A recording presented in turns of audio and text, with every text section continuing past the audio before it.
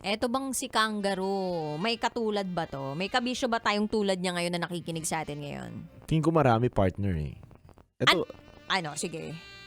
Tingin typical mo? tong typical na nangyayari to sa magtotropa, sa magkakaibigan. Pinoy na Pinoy yung ganun. Totoo eh. Alam mo, hindi ko makakalimutan din yung mga kabataan, no? Yung mga magtotropa na nagdo-drawing ng kung ano-ano, mga parte ng katawan ng tao, sa mukha ng tao, sa kung saan mang lugar.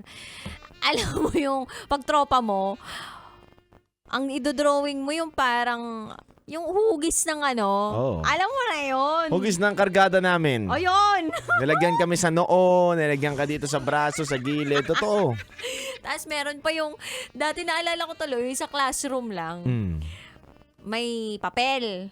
Mm. Tapos ngayon, yung papel nakatupi. Mhm. Ngayon, ang sasabihin sa'yo ng tropa mo, pasa mo kay ganito. Ngayon, ikaw naman yung magpapasa nun. Tapos, pag binuklat na nung mismong tropa mo, yung papel, ang makikita niya doon, kabastusan. Batuta, Oo, no? batuta pala. Yung mga bilog-bilog lang. May iba pa nga, nagdo-drawing sa blackboard, sa pader, Yan. sa CR. Yan. Ang lupit dun sa mga CR, meron pa dyan yung mga Numero, no? number. Oo. Call me. Ganun. Oo, text me. Yan. Tapos meron pa dyan yung mga hugot-hugot dati. Mahal ko si ganito. Yan. Gusto ko yan. Oo. Tsaka meron pa dyan yung mga Yahoo Mail na email. Nilalagay, no? Oo. Sa mga CR, sa may pinto. Oo, yung YM. YM! Tsaka sa ordinaryong bus. Ay, oo. Sa bus, alam mo yung sa bus, may mga numero doon sinusulat. Totoo. Pag sumasakay ka ng bus, kahit aircon naman eh. Aircon bus, may numero doon sa may likod ng yung sandalan. Sandalan. Yan. Kasi di ba parang, ewan ko ba, parang may nilalagay na pang nakagraduate. Parang Yan. ganun yung itsura ng Yan. upuan ng bus, di ba? Yung parang nakagraduate siya kasi parang may toga yung natingan. Yan. Parang toga yung suot ng upuan ng bus eh.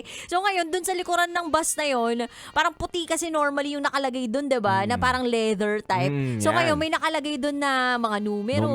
O kaya yung mahal ko si Raul. O kaya Yan. mahal ko si Jason. Yan. Yan. At feeling ko, hindi naman talaga mawawala yun. Kaya lang, syempre, kapag mukha na rin yung pinag-uusapan ngayon, tapos dun ka magdodrawing, tapos pentel pen pa, parang ang hirap. Ang mahal Hirap mabura eh. Oo, tsaka ang hirap kaya ngayon magpaganda ng kutis. Ang mahal. Sige nga, aminin na natin. Magkano ang nagagastos ng isang tao pagdating sa kanyang skincare? Malaki yan no? Hindi kasi ako nag-skincare eh. Wala Totoo akong ba yan? Oh, swear to God, wala. Well, evident Hinamay ko pa naman. yung dadgets na. Hinamay ko pa yung Diyos. Totoo, wala talaga eh. Halata naman. Tsaka, kasi, Malaking tigyawat ako. hindi, makinis naman kasi si Titan Jello. May iba kasi talaga na gifted naman na with the good skin eh. Nako. Si Titan Jello, hindi na natin kailangan ng kahit ano pang pagsi-skincare. Siguro ang kailangan lang ng tulad mo, alam mo ko ano? Ano? Yung sunblock. Yan. Oo. Hindi ako mahilig, nalalagkitan ako eh. Ay talaga? Sa bagay, hindi mo talaga maibablock yung ibang gustong lumapit sa'yo, no? Lagi kong open ako eh. Ano? Open. Anong open? Open sa opportunity. Hindi, pero yun nga, may skincare tayong tinatawag. Kaya kapag ikaw ay minarkahan ng kaibigan mo, ng tropa mo, o parang alam mo na namamarkahan ka, hahanap ka talaga ng paraan eh. Imagine mo, yung brief ng lolo ng tropa mo, yung inilagay mo, isinaklob mo dun sa mukha ng tropa mo na si Raul. Good move yun para sa akin Wala lang. Gusto ko lang sabihin na minsan talaga may mga desperate measure tayong gagawin kasi desperate situation na yung nandun sa harap natin. Sa bagay, totoo yan. Oo. Tsaka nakaamoy ka na ba ng ibang brief? Hindi pa. Parang naman ang hirap naman yun, no? Ang hirap naman yun. Ang tapang nga ni Kangaroo kasi inamoy niya pa yung brief na nakasampay dun sa banyo May nila. sunrocks, no? Oo. Amoy chlorine, sabi. Chlorine. Ang tapang yun. Mas Pero hindi ka sigurado kung yun ba talaga galing laba o galing talaga ng suot. Tingin ko galing suot yun. Galing suot, sinampay lang, no? Oo, sinasampay. Ganun yun kapag maliligo na sinasampay muna. Binabasa-basa muna na onte. Hindi naman nilalaban. Anong bago maligo. Hindi ba yun pagkatapos maligo, sinampay mo na? Ayun, pwede rin. Oh, alam ko ganun yung ginagawa. Kasi, alam mo ba na ang banyo ay may natural na pampatuyo ng mga damit? Alam mo ba kung bakit may mga iba na kahit walang araw sa loob ng banyo, dun sila Ay, ang nagpapatuyo? galing. Sige nga, bakit nga?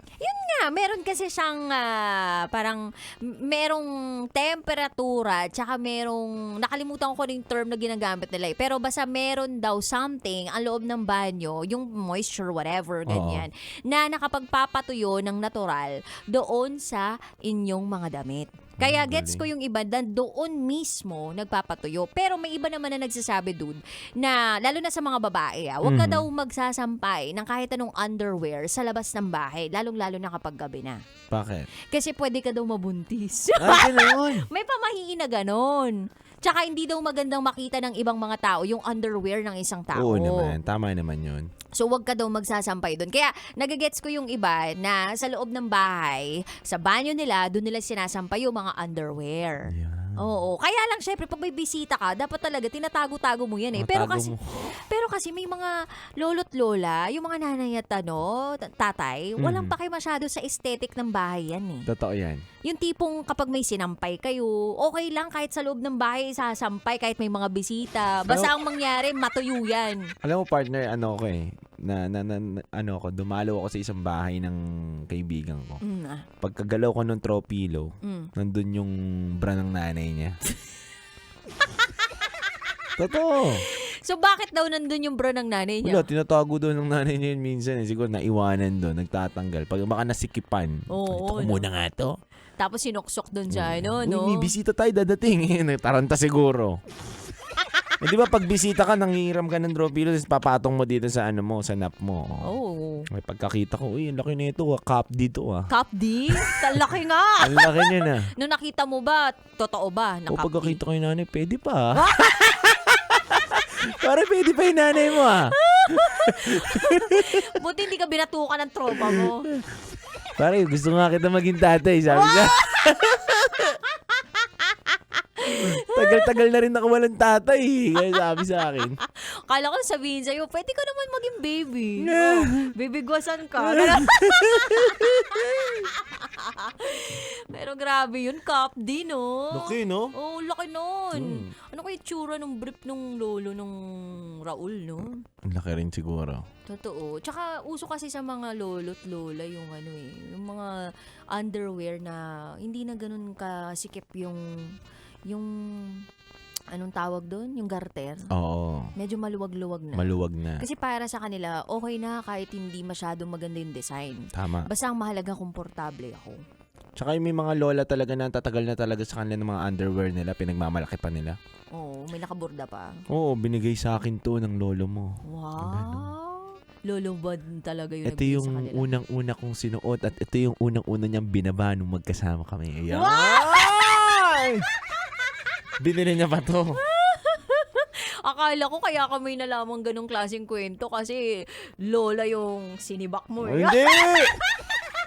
Ang hirap naman yun. Ubus talaga yung mo doon. Yung Mantika.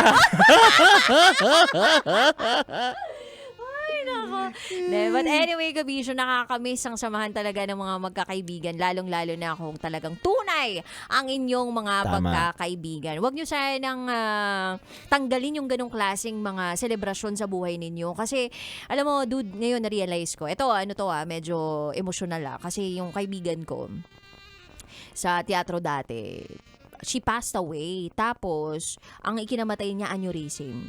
And matagal na kaming hindi nakakapag-bonding talaga. So, na-realize ko ngayon na dapat kahit annual yung pagkikita ninyo, hindi lang kayo magkikita o magkakaroon ng reunion kapag may namamatay.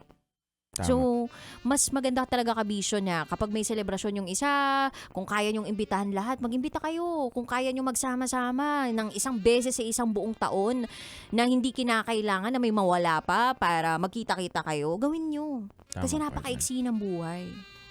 Yun lang. Parang yun yung na-realize ko ngayon. Kaya pasalamat kayo nakakasama nyo pa yung mga kaibigan ninyo. And kung yan ay totoo sa inyo, pasalamat talaga kayo dahil meron kayong totoong kaibigan. Tama. Yan. Sa mga kabisyo natin na gusto magbahagi ng kanilang secrets, pwede nyo pong ibahagi yan sa raketera@gmail.com. Kami po yung magbabalik para sa programang Top Secrets kasama pa rin ang Basa Princess DJ Raketera. At kasama nyo rin po ang titindig sa mga pinaglalaban ninyo, DJ Titangelo.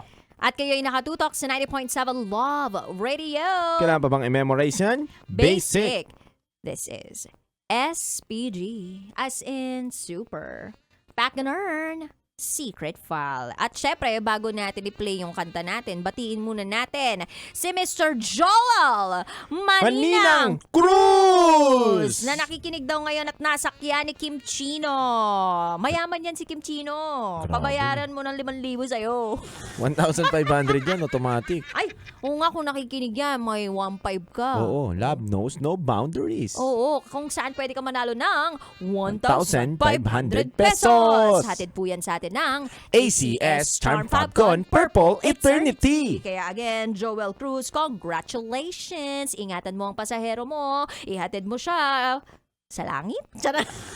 Plus pamasahe pa. Oh, plus pamasahe pa. Plus tip pa. Oh, may magtitip yan si Titangelo. Hindi ako, si Kim Chino. Mayaman naman yan. Totoo, mayaman yan. Saan mo ba siya iahatid? Sa Bulacan ba yan? Charot! Hindi, sa Ortigas daw. Ortigas. Okay. Ortigas. May kikitain po yan. Report niyo po sa amin kung sino manunundo dyan. Ano yung tsura, ha? Oo. Lang. Anyway, ito na. Metro's #1 Love Radio Basic!